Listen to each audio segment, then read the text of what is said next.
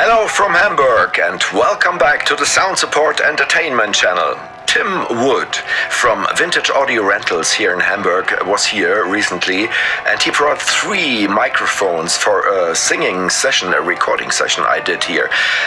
3 original Neumanns from the 50s and 60s, the M49 and the M269.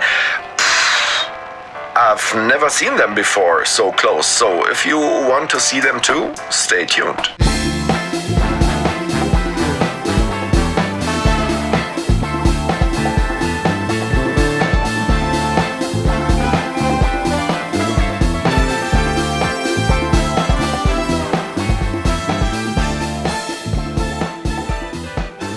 The brighter voice is, will go to the 269, and like if there is a tendency, the darker voice goes to the 49.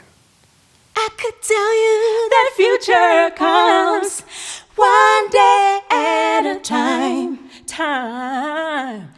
I know 'cause I still have it on my mind.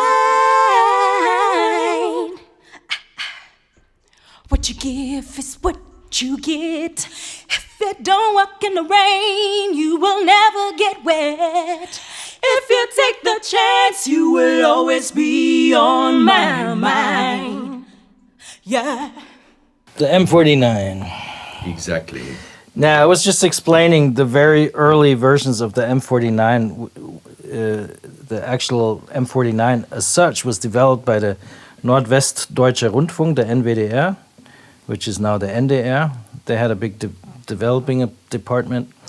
And while Germany was still sort of occupied, you know, by the Brits, the English, the French, and the Russians, Hamburg was in the British section, and the British and the BBC, as the British broadcasting, had an eye on what's going on in the labs. And during that time, all the devices, numbers, had a B in front. So the really early M49s are called BM49. This was changed in about 51 when the Brits moved out and sort of, you know, Germany regained independence. And also the NDR they had a developing thing and they made prototypes and stuff, but of course they weren't a manufacturing facility. So they said to Neumann here, this is our development. You can have it, build it for us. Okay, and of course they can sell it later to other clients. But originally it was built by the NDR. There's also, I mean, you probably know the V41 tube preamp. It's like the predecessor of the V76. Okay. It's a big rack unit. And this was also developed by the NVIDIA. It's also called, the early versions are called V41. Okay. So what we're going to do now, we're going to set up those we're going to set those up. So we have 2. I mean, this is kind of cool. This is literally serial number 5. So it's one of the early versions. Yeah. Right. Where did you get them, by the way? Secrets. Okay. No. It's there is sort of a broadcasting amateur. It's usually like club thing. It's usually old geezers that worked in the broadcast stations that are retired, and you know they collected stuff. I mean, all this stuff was sort of, I mean, I wouldn't say junked, but they got rid of it in the 90s. You know, nobody wanted to deal with tubes anymore and stuff. So even though there's rumors that things ended up in a container, I don't quite believe that. I think the techies just took the shit. And now they're starting to die, and then their wives call me up and shit like that. You know, we got stuff in the cellar, and so. Of course, it's not quite as simple as that, and even the wives or their kids can operate a computer, so they can see what the stuff is worth. But you know, it's you can still And I know some collectors in Austria, and so I have stuff from the ORF, like AKG, C12s, C24s, and stuff like that. Incredible. Okay. So yeah, I mean, you know, you can get this stuff on eBay if you pay 15 grand. You can get it on eBay. I realized that. Yeah. Or at Vintage King or something like that. Whatever reputable dealers. Okay. So anyway, here we go. Here we go. Now these are restored, of course. They have new capsules, original Neumann capsules, not some Chinese or Tiersch or so.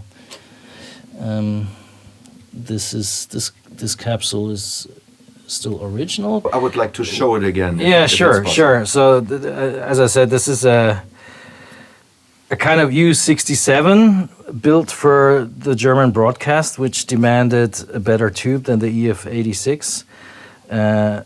So it's got the AC 701 in it, which all the Neumann mics of that time had. Yeah, and which is I've never seen a tube like this that small. No, show it. I mean, they developed it for the small pencil-like microphones, like the KM40 54, and so first of all, the tube is just better. It sounds better. It has less noise and stuff. Plus, as a practical benefit, which was one of the reasons why the broadcast stations asked for that, is that you can use the same power supplies as for all the other Neumann mics of the time. Whereas the U67 has a different power supply because the EF86 tube uses different heater voltage, different plate voltage, and so forth. So they're not compatible wiring-wise. Okay. And since they had their studios all pre-wired, they didn't want to deal with laying extra cables just for the U67. Wow. But anyway, I find this sounds even nicer than the 67 because the tube gives it a little extra sheen. Like, okay, it's hard to describe. You gotta try. We will hear it very soon. Well, I never really told you about it.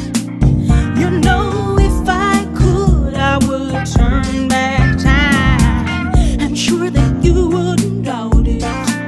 If you could see us walking in 80, 99. Sailor suits, Victorian style